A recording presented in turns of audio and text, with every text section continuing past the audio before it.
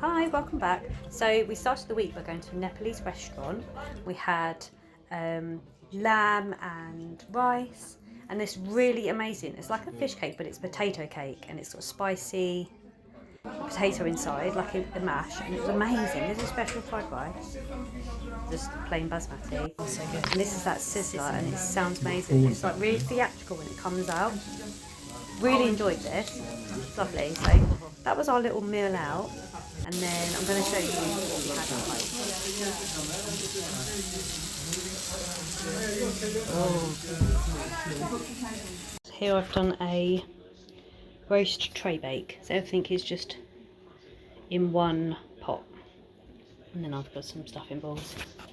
So I'll just set that. This is honestly such a good idea. I just put everything inside a tray bake, in a tray, and baked it.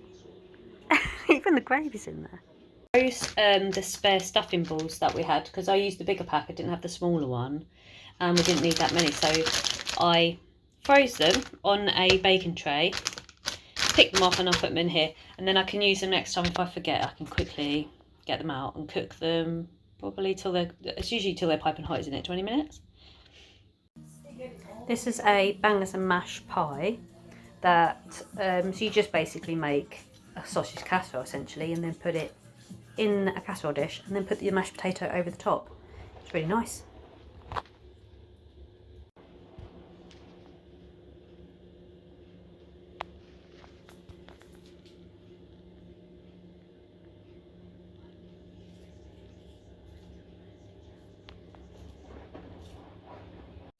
Is also from my pension nom recipe book, and it's this spinach and bacon cheesy pasta. Lovely.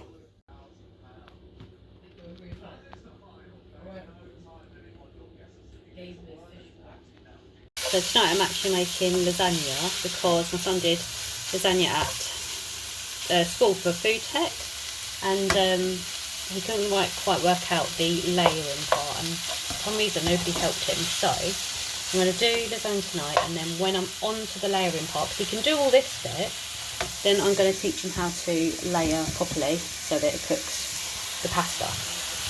So yeah, lasagna tonight. I'm just wilting down some spinach in with the mince before I add the red sauce.